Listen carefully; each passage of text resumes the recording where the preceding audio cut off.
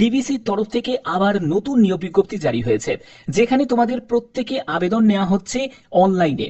এবার তোমরা যে কোনো রাজ্য থেকে আবেদন করতে পারো, যে কোনো জেলা থেকে আবেদন করতে পারো, কিন্তু তোমাদের পোস্টিং ডিবিসি কলকাতাতেই পোস্টিং হচ্ছে।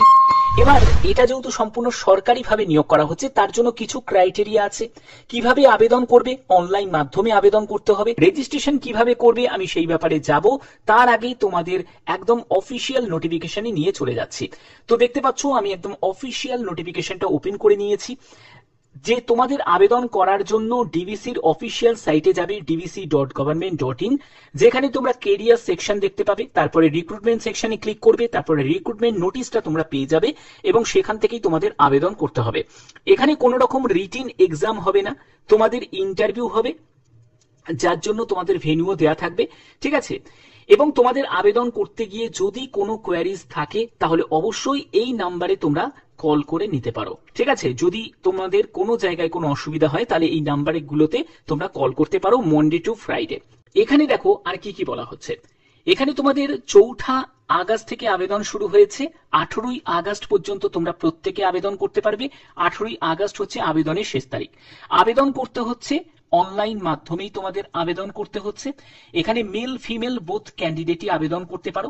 এখানে যে পোস্টে নিয়োগটি করা হচ্ছে সেটা হচ্ছে একটি কনসালটেন্ট পোস্টে তোমাদের নিয়োগ করা হচ্ছে। যারা যারা আবেদন করবে দেখতেই পাচ্ছ যে অনলাইন মাধ্যমেই আবেদন করতে হবে, অন্য কোনো মাধ্যমে কিন্তু তোমাদের কনসিডার করা হবে না। এবং তুমি যদি ইনকারেক্ট বা ইনকমপ্লিট ইনফরমেশন দাও তাহলে কিন্তু সেটা রিজেক্ট হয়ে যাবে। অবশ্যই এই জায়গাগুলো তোমাদের খেয়াল রাখতে হবে। আবেদন করার জন্য তোমাদের সাপোর্টিভ কিছু ডকুমেন্টস আছে, যেগুলো তোমাদের অরিজিনাল সার্টিফিকেট, এগুলো কিন্তু তোমাদের প্রয়োজন হবে যখন তুমি ইন্টারভিউ দিতে যাবে। যখন তুমি ইন্টারভিউ ভেন্যুতে যখন উপস্থিত হবে তার আগে এগুলো কিন্তু তোমাদের চেক করে নেওয়া হবে, যেখানে তোমাদের সার্টিফিকেটে যাবতীয় যা যা আছে, ডেট অফ বার্থ থেকে শুরু করে আইডি প্রুফ যাবতীয় সবই কিন্তু তোমাদের প্রিন্ট আউট কপিও লাগবে, সঙ্গে তোমাদের অরিজিনালটাও কিন্তু তোমাদের ক্যারি করতে হবে। অনলাইন অ্যাপ্লিকেশন করার পরে তার যে প্রিন্ট আউটটা অবশ্যই তোমরা ফিউচার রেফারেন্সের জন্য যত্ন করে রাখবে। আবেদন করার জন্য প্রথমে তোমাকে রেজিস্ট্রেশন করতে হবে। কিভাবে রেজিস্ট্রেশন করবে আমি সেটাও বলছি। রেজিস্ট্রেশন করার সময় তোমাদের স্ক্যান ফটোগ্রাফ লাগবে, সিগনেচার লাগবে, এই দুটোই লাগবে। ঠিক আছে, আর কিছু তোমাদের প্রয়োজন হচ্ছে না। এবং দেখো তোমাদের এখানে আর কি কি বলা হয়েছে সম্পূর্ণ ডিটেলসে আমি চলে যাচ্ছি। ফটোর এখানে সাইজটাও কিন্তু দেয়া আছে 3.5 সেন্টিমিটার থেকে 3x3.5 সেন্টিমিটার, যেখানে দেখো তোমাদের এখানে 2 MBর মধ্যেই যেন হয় ফটো সিগনেচার এখানে দেয়া আছে। এর পরবর্তী হচ্ছে তোমাদের এখানে দেখো যোগ্যতা থেকে শুরু করে এখানে বলছে যে কি কি তোমাদের ডকুমেন্টস এর ব্যাপারটা বেশি করে হাইলাইট করা হচ্ছে, কারণ যেহেতু তোমাদের রিক্রুটমেন্ট হচ্ছে ইন্টারভিউর ভিত্তিতে, তো তার জন্য এই ব্যাপারটা কিন্তু ক্লিয়ার করা আছে যে এই সব ডকুমেন্টস ছাড়া কেউ কখনো উপস্থিত হলেও সেখানে কিন্তু তোমাকে কোনো রকম ভাবে কনসিডার করা হবে না। অর্থাৎ এই জায়গাগুলো তোমাদের খেয়াল রাখতে হবে। প্লেস অফ পোস্টিং এর ব্যাপারটা দেখো, আসানসোল আছে, ধানবাদ আছে, কলকাতা আছে, কিন্তু আবেদন করতে পারে অল ইন্ডিয়া প্রত্যেক প্রার্থীরা।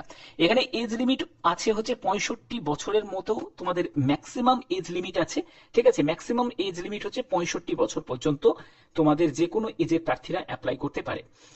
এখানে তোমাদের যে পোস্টে নিয়োগটি করা হচ্ছে সেটা অ্যাসোসিয়েট কনসালটেন্ট পোস্টে নিয়োগ করা হচ্ছে, যেটা রেল কন্ট্রোলার, যেখানে ভ্যাকেন্সি তোমরা দেখতেই পাচ্ছ 3টি, এবং তোমাদের যোগ্যতা হলো গ্র্যাজুয়েশন যোগ্যতা প্রয়োজন।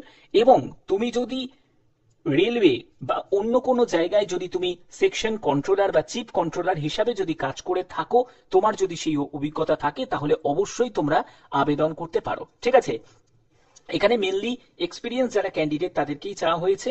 এবং আবেদন করার জন্য যে মাধ্যমটা বললাম সেই মাধ্যমেই তোমাদের আবেদন করতে হবে। মেল ফিমেল প্রত্যেকেই আবেদন করতে পারো, এখানে সম্পূর্ণ ব্যাপারটা কিন্তু ক্লিয়ার করা আছে।